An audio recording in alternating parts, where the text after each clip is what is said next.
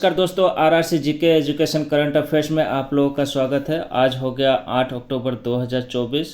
Current affair with GK most IMP GK for all competitive government exam 2024 and 2025। 2024 और 25 का current affair बहुत ही महत्वपूर्ण रहते हैं दोस्तों। तो करंट अफेयर्स देखना बहुत ही महत्वपूर्ण और ज़रूरी है। एवरी डे मॉर्निंग में अगर देखते हो तो आप इससे अप टू डेट रह सकते हो। करंट अफेयर से जो भी आगामी आने वाली एग्जामों के लिए बहुत ही हेल्पफुल रहता है। तो आइए देखते हैं करंट अफेयर जितने भी आज के डेट में कवर हो सके सारे इम्पोर्टेंट का हम कवर किए हैं इस वीडियो में। तो वीडियो के लास्ट तक ध्यान से देखिएगा, बहुत ही इम्पोर्टेंट प्रश्न और इसके उत्तर हैं। तो आइए शुरू करते हैं हम अपने पहले प्रश्न से। पहला प्रश्न है, स्वदेशी रूप से विकसित बहुत कम दूरी की वायु रक्षा प्रणाली का नाम क्या है, जिसके 7 अक्टूबर 2024 को राजस्थान के पोखरण फायरिंग रेंज में सफलतापूर्वक परीक्षण किया गया था। तो मैं आपको बताता हूं कि स्वदेशी रूप से विकसित बहुत कम दूरी की वायु रक्षा प्रणाली का नाम भी बताता हूं, और ये 7 अक्टूबर 2024 को राजस्थान के पोखरण फायरिंग रेंज में सफलतापूर्वक जो परीक्षण किया गया था वो वशोरा 10 के द्वारा किया गया था। इनका नाम क्या था? तो वशोरा 10। तो राइट आंसर हो जाएगा ऑप्शन सी, वशोरा 10। तो आप इसको याद रखिएगा, बरोबर। फिर इसमें आपको बताता हूँ कि ये रक्षा अनुसंधान एवं विकास संगठन DRDO ने पोखरण फील्ड फायरिंग रेंज में चौथी पीढ़ी की बहुत कम दूरी की वायु रक्षा प्रणाली और VAHORDS मिसाइल के 3 सफल उड़ान परीक्षण किए गए हैं। तो ये याद रखिएगा, नोट डाउन कर लीजिएगा। यह एयर डिफेंस सिस्टम रूस के 400 की तरह है। ठीक है, चलते हैं अगले प्रश्न की तरफ। हम ये सब नोट डाउन करिएगा, ये बहुत ही महत्वपूर्ण रहते हैं। तो ये आपके लिए बहुत ही नोट्स उपयोगी रहेंगे, इसमें भी क्वेश्चन बनते रहते हैं। तो इसको आप नोट डाउन कर लीजिएगा। ऐसा हो तो वीडियो को डाउनलोड कर लीजिएगा ताकि आप आराम से इसको नोट डाउन नोटपैड में कर सको। ठीक है, चलते हैं अब अपने अगले प्रश्न की तरफ। प्रश्न है, प्रधानमंत्री नरेंद्र मोदी ने 5 अक्टूबर 2024 को बाजरा विरासत संग्रहालय का उद्घाटन कहाँ किया? इसमें भी 4 ऑप्शन है। मुंबई महाराष्ट्र, पौरादेवी विषम महाराष्ट्र, पुणे महाराष्ट्र, नागपुर महाराष्ट्र। मोस्ट ऑफली ये सब महाराष्ट्र के साइड में ही है। तो आप इसमें से कंफ्यूज हो जाओगे कौन सा राइट आंसर होगा। अगर आप करंट अफेयर्स देखे होगे, जीके देखे होगे, तो आपको आइडिया तुरंत आ जाएगा, अथवा न्यूज़पेपर पढ़े होगे। तो ऑप्शन आपको दिखा दे रहा हूँ इस तरीके से ABCD। तो इसमें राइट आंसर हो जाएगा ऑप्शन बी, पोहरादेवी वाशिम महाराष्ट्र। ठीक है, इस तरीके से है ये आपको इसको याद रखिएगा, ये राइट आंसर। ठीक है, अब इसमें आपको बताता हूँ कि नोट्स इस तरीके से हैं। वाशिम में बाजरा विरासत म्यूजियम का उद्घाटन करने के बाद PM ने एक कार्यक्रम में PM किसान सम्मान निधि को 18वीं किस्त जारी की, जो PM ने वाशिम ने करीब 23,300 करोड़ रुपए की कृषि और पशुपालन क्षेत्र से जुड़ी योजनाओं की शुरुआत की है। तो इस तरीके से है। तो ये आप राउंड फिगर, ये भी 23,300 करोड़ रुपए की कृषि पशुपालन क्षेत्र से जुड़ी है। तो इस तरीके से क्वेश्चन अलग टाइप से भी बना सकता है इसके ऊपर, ये 23,300 करोड़ रुपए की कृषि पशुपालन की तरफ से। ठीक है, चलते हैं हम अपने अगले प्रश्न की तरफ। ठीक है, प्रश्न है, ब्लूमबर्ग बिलियनियर्स इंडेक्स के अनुसार दुनिया का दूसरा सबसे अमीर शख्स कौन बना है? तो आपको बताता हूँ कि ये ब्लूमबर्ग ये सबसे दुनिया का अमीर शख्स बना हुआ है। राइट आंसर हो जाएगा ऑप्शन सी, मार्क जुकरबर्ग। तो राइट आंसर है ऑप्शन सी, मार्क जुकरबर्ग। ठीक है, इसमें आप देख सकते हो कि इसमें इस तरीके से इनका अनुवाद किया गया है कि इस सूची में पहले नंबर पर एलन मस्क, दूसरे नंबर पर मार्क जुकरबर्ग और तीसरे नंबर पर जेफ बेजोस का नाम है। वहीं टॉप 10 में सबसे अमीर लोगों की सूची में बर्नार्ड अर्नाल्ड, लैरी इल्जिल, बिल गेट्स और Larry Page, Steve Ballmer, Warren Buffett और असकी ब्रेन शामिल है। तो ये इन लोगों का जो अमीर शख्स है उन लोगों का नाम दिया है। इसमें 1 by 1 भी दिया है, तो आप इनको नोट कर सकते हो। टॉप 10 में आते हैं ये लोग। ठीक है, चलते हैं अगले प्रश्न की तरफ। प्रश्न है, उपराष्ट्रपति जगदीप धनखड़ ने 25वें लाल बहादुर शास्त्री राष्ट्रीय उत्कृष्टता पुरस्कार 2024 से किसे सम्मानित किया है? तो इसमें आप जवाब दे सकते हो आराम से कि इसमें राजश्री बिड़ला। तो राइट आंसर हो जाएगा ऑप्शन डी, राजश्री बिड़ला।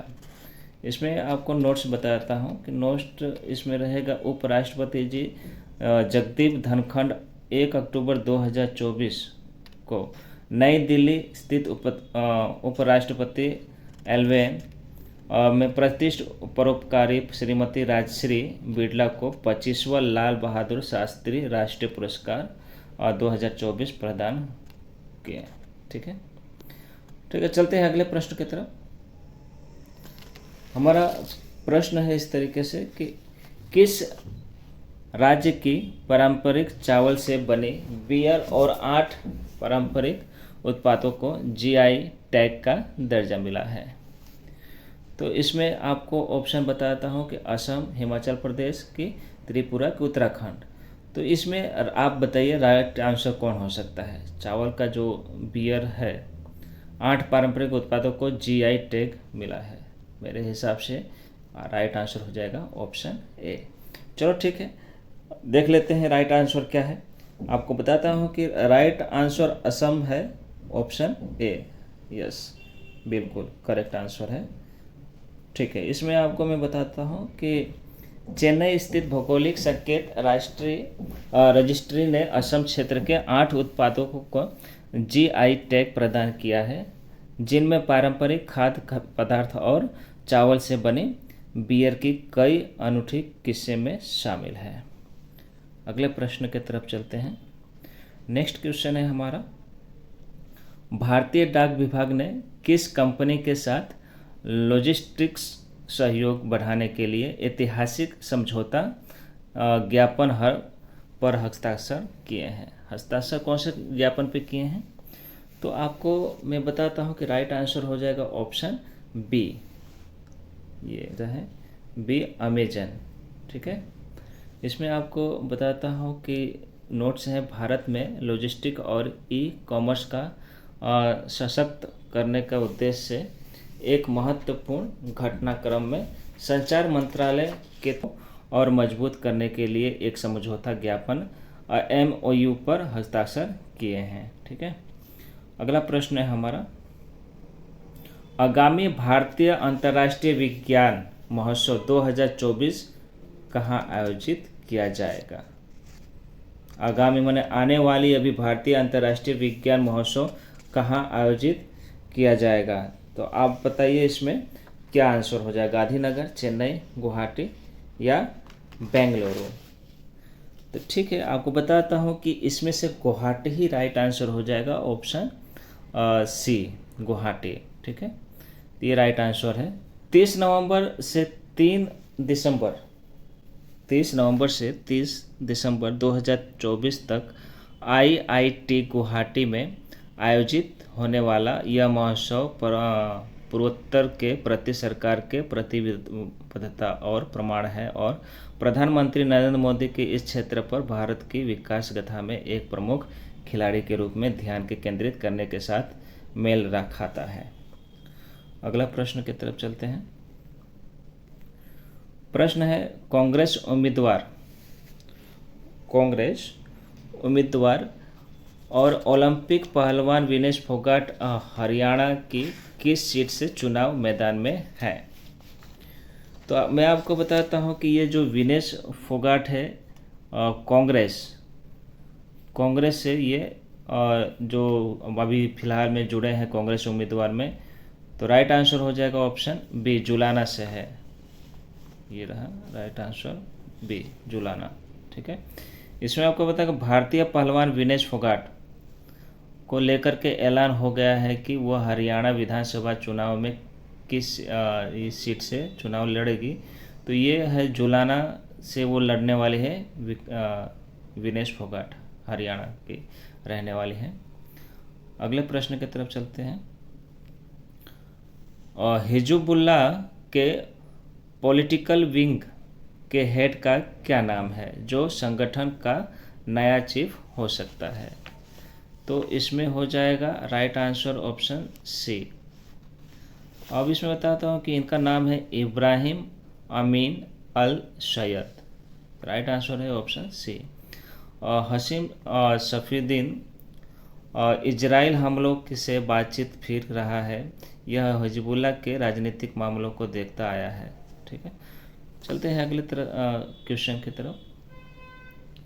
प्रश्न है, झारखंड विधानसभा चुनाव के लिए जारी बीजेपी के घोषणा पत्र का क्या नाम है?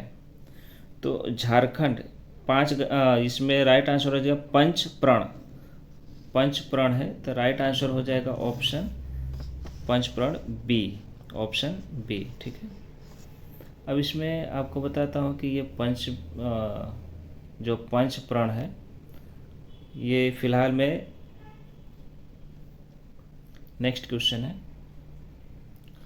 अगला प्रश्न है, विदेश मंत्री एस जयशंकर किस संगठन की बैठक में शामिल होने के लिए पाकिस्तान जाने वाले हैं?